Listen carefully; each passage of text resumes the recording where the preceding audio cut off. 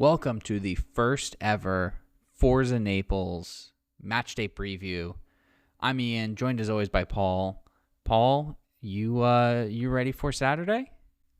Super excited. Not sure if I talked about my couch last episode, but very excited that got here in time for the match. The number of viewers in the apartment out here in California has tripled from 1.5 to I don't know what that means. What's that? Six people. Um, all invited over to watch the game, and they're going to be in for an awesome surprise when the game I was referencing is FC Naples. Yeah, as the president and founder of the FC Naples California Supporters Group, you going to Mhm. recruit some more members on Saturday? Yeah, gonna try. Don't have stickers ready yet, but I know a guy that runs a great supporters group in Fort Lauderdale that has some cool stickers, so I can ask where he got those and maybe get some drafted to hand out at the game, a couple games when I go this year. So very excited to see how that supporters group takes off. We're gonna try to rival Libera 239. We're gonna see who's louder, who the players can hear more. I'm sure the players will hear your every word, from across the country out in California. Um, Weirder things have happened. Weirder things have happened, Ian. True, true. Um, well, we kind of wanted to for the first time ever, go through a full match preview and give a more in-depth predictions, and then kind of make our league-wide predictions. So, lots of new signings, like we've kind of been discussing. I tried to project who my starting 11 would be, and it's tough with only having one open training session, a bunch of closed scrimmages, not really being able to see who's playing where. But I went ahead and gave it a shot. So we'll see how close I am to being correct come Saturday.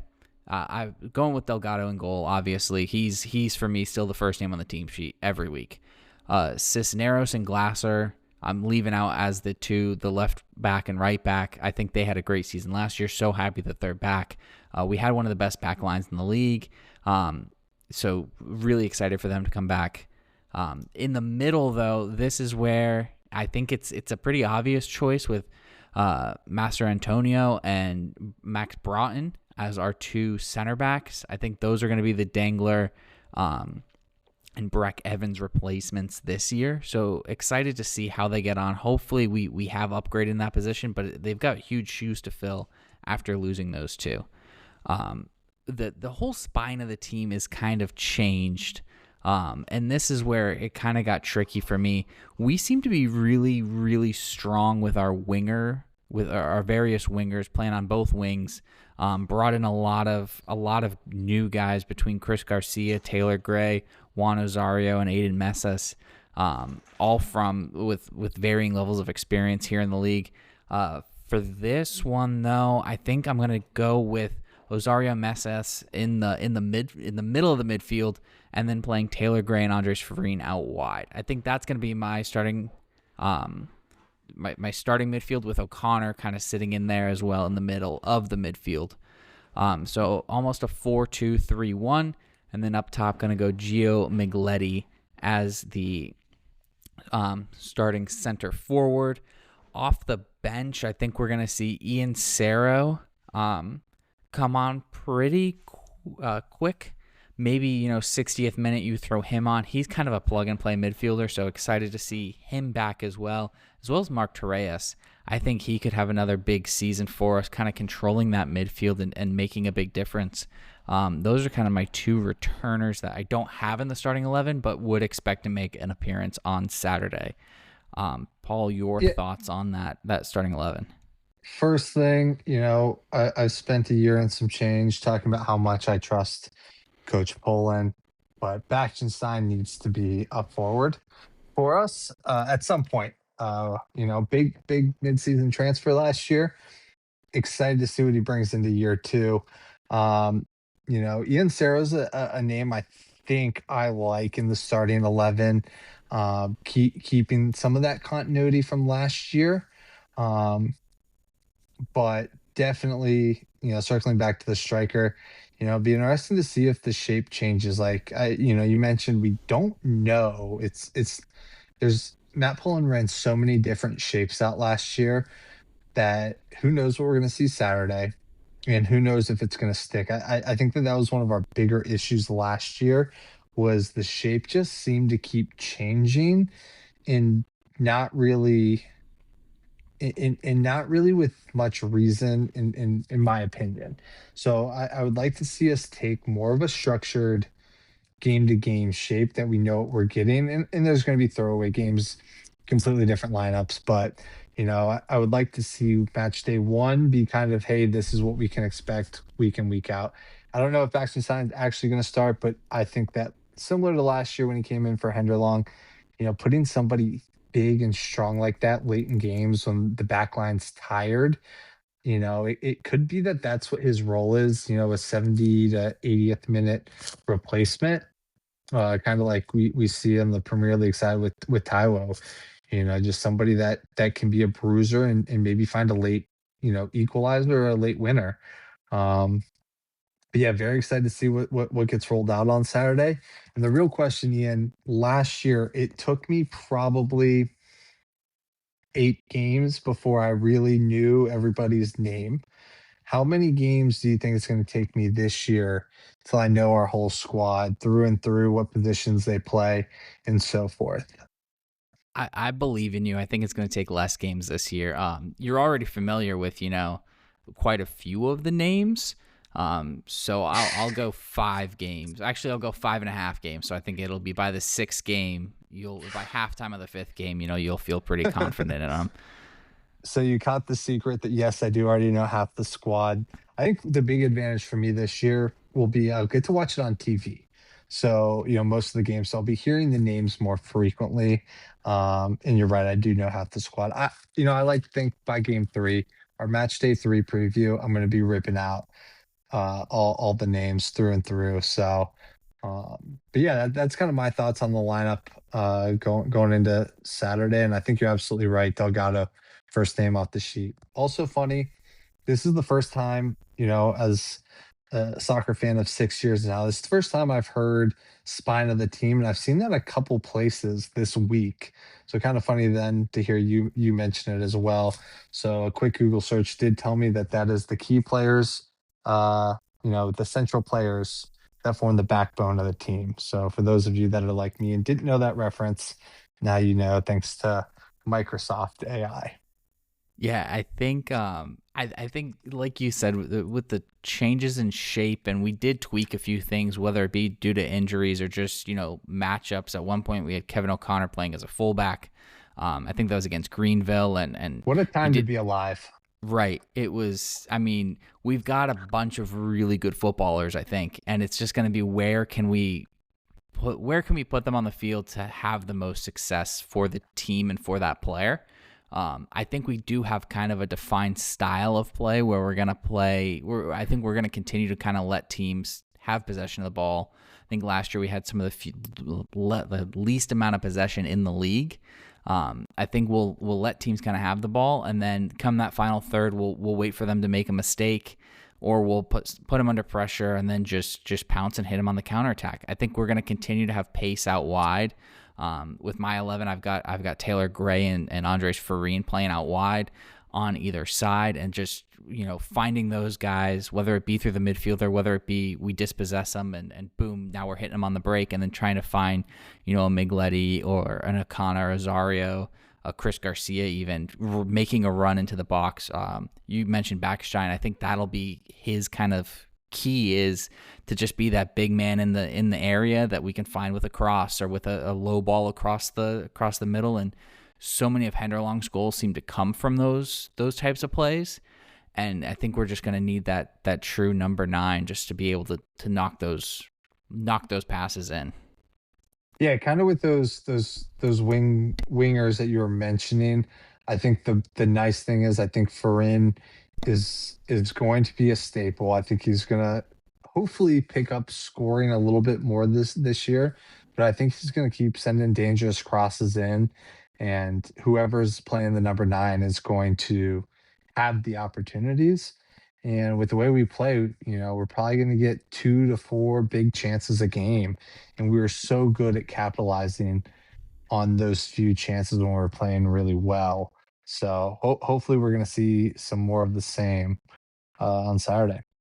Yeah, really excited for Farine to be back. I think last season no one really knew much about him come the first game, and then it was one of those where I think he took maybe 5 minutes in, he makes a great run, dispossesses a guy from Chattanooga, and just is on it. It's like, okay, this guy's legit. He can play. So I'm excited to see if we have another moment like that where, maybe we have a new player, someone who's just signed their first pro contract coming into the team. Mhm. I know we signed 2 more defenders this week, first pro contract. So who's going to be that guy this season? And I don't know. And I don't know if you know, but there was quite a few people who seem to have not really earned that shirt or not really earned that roster spot in that practice. So curious to see if we do have any more signings and if anyone is surprising on the team sheet, maybe coming off the bench on Saturday. Yeah, and there's going to be opportunities. Long season, as I'll say on our third episode, same way I'll say it on, the last match day of the season. It is a long season, a lot of games, and if we want to be, a top club in the USL, we're going to make runs in the US Open Cup. We're going to hopefully get out of the group stage in the Prinks Tires. Can't wait for that preview episode, formerly known as the Jägermeister Cup, and yeah, so we're gonna need those guys off the bench, and I feel like in the summertime last year, we struggled when we had to get down to that 15th to 18th guys. Just you're playing a lot of games, the Florida Heat. So yeah, there's gonna be plenty of opportunities, and the lineup isn't set after match day one. So guys, hopefully stay hungry, keep working. Yeah, lots of football to be played, lots of games. It's not won and lost in the first week of the season. So lots of games still to play, and curious to see kind of how this team changes over time, how the formations change over time, if we do change any style of play depending on the team we're playing. Kind of playing 2 expansion teams week 1 and 2, and then going straight into an Open Cup match against the semi-pro side, gonna be interesting. Fort Wayne, I know they had a USL League 2 team that has now stepped up into USL League 1. It seems like they've got a couple impressive names on their side. Former Union Omaha player of the season, or a young player of the season with Becker. We see Shipman back in goal. He was Madison's keeper last season.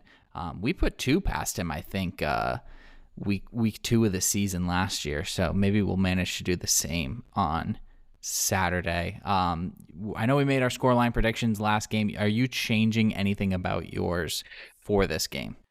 Well, I really appreciate you not throwing my thoughts of the roster after we discussed pregame that I know a lot about the Fort Wayne team from USL League 2 from last year. I thought maybe they just messed up the first match day, and I was reading through about all their guys and then talking pre-show, you informed me that that was last year's roster. But for Saturday, no, I'm not gonna change my scoreline prediction. I like the 2-1 metric. That's probably going to be my scoreline a lot this year. I will add that I like Farine to score, and it'll be interesting. I think late last year, he kind of got the ball taken away. He scores the first ever goal, if I'm remembering correctly, match day Penalty. one last year. But I feel like late in the year, he didn't take as many penalties. So it'll be interesting to see who's going to be the guy that takes a penalty, because I'm going to throw that one in there that I like a penalty kick to be granted to us at some point on Saturday. Interesting. Yeah, maybe a home crowd get in front of us. I do have a correction to make. It was not, I just double checked, it was not Shipman in goal when we beat Madison 2-0. I believe it was their backup with Lapsley was in goal. But okay, so you're sticking with it. I think I'm going to stick with mine as well. 2-0 to FC Naples. I like Migletti to score, making his debut. He didn't have a great time in Huntsville, but I don't think the team really suited his style of play. It wasn't this counterattacking, get balls into the box, find your point man in the area, and have him finish. I think he's a true number 9. I think he's going to have a breakout season this year. I like him to score. And I like your Farine pick as well, but I think Farine's actually going to get 2 assists, and I'm going to go, let's go Taylor Gray header. I said there's going to be a header. I think Taylor Gray is going to get it at the back post. FC Naples cruises to a 2-0 victory. Let's take a look around the league now and give our match day predictions for the other games going on this weekend. So we have FC Naples Fort Wayne, which we discussed. The other games up, we have Westchester SC is hosting 1 Knox. Who do you like in that one, Paul? So I got a team I expect to finish top of the table, and I got the team that I think is going to compete for the wooden spoon. The way Knoxville played last year, the Westchester played losing their golden boot guy. I think a scrappy 1-0 victory for Knoxville on Saturday. I like it. League One of the season always kind of seems to throw us some curveballs. So I'm actually going to go 3-1 Westchester. Don't mean anything by it, but I'm going to go 3-1 Westchester just because I think League One, Week 1 is going to throw us some crazy curveballs, and I can't wait to watch all of the overreaction on Monday to that scoreline. Next game up, we have two new expansion teams between Sarasota Paradise and AC Boise. Sarasota Paradise hosting that one. I think it might be too cold to play outdoors in Boise this time of year. Who do you like in this one? Yeah, I think Sarasota is going to be a surprise team. I think I anticipate them being a mid-table team. I think Sarasota Paradise gets their first win. I'm going to go 3-2, a little bit higher scoring, just because I think they put up a goal on us last year. Hopefully they got some new guys that can score at this level. 3-2 Paradise. All right, I'm going to go 1-1 there. I think both teams are going to be really strong defensively. I don't have a lot in that one, so I will go 1-1. Our next game up and the last game of Saturday. Not everyone's playing on Saturday. We have AV Alta and the Richmond Kickers. Who do you like in this one? It's at AV Alta, 10:30 p.m. kickoff, some USL League One after dark. Yeah, I love the doubleheader, FC Naples and the AV Alta Richmond Kickers. Really can't wait for the reaction when after the FC Naples final whistle goes on, an hour and a half later, I throw this game on the television. I'm gonna go a really boring 0-0 final. I think Richmond coming out to the West Coast, a little jet lag. That's a late start time for them. And I think AV also is not going to be very good. So I'm expecting this one to be really boring and going to go 0-0. 0-0, okay. I think I'm gonna go the opposite. I'm gonna go 3-2 Richmond. They win it in stoppage time. Yeah, I don't know why. Something's telling me that this game's just gonna get weird after dark. I think both times we went out to AV Alta, there was a lot of goals being scored, or at least both times we played AV Alta. So I'm gonna go 3-2 Richmond there. Richmond take all 3 points back home to Virginia from California. Looking forward to having the league back again. ESPN Plus, if you can't make it, still it looked like tickets were going really fast, so be sure if you don't have your tickets yet to get them now. If you're already listening to this, it might be too late, so be sure to get your tickets as soon as possible. But looking forward to Saturday. Paul, you got anything else to share before we go? Yeah, let's big expectations going into the year. I think it's always good to have lofty goals going into a season. And if we want to be this big time club, you need to have big time goals. And let's have a good showing. FC Naples spent all off season supporting different different avenues inside of the community. I saw it there at the Everblades game the other day. They've been all around the county, and if you're an organization in town that wants to support the club or have the club do an outing with you, I'm sure that you reach out to the team.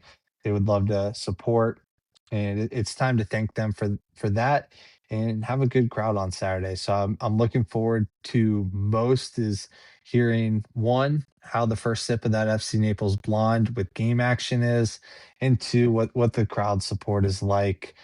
I know Libero is going to be pumping in some noise, so hopefully the rest of the seats are filled as well. Yeah, hopefully. Looking forward to just a great crowd, like you said, and a great game. And let's see what this team can do. It's been a long off season. It's crazy to think that we're starting now in March, and come the end of the season, we'll be hopefully playing it late into November. But yeah, looking forward to this. Looking forward to seeing you all there.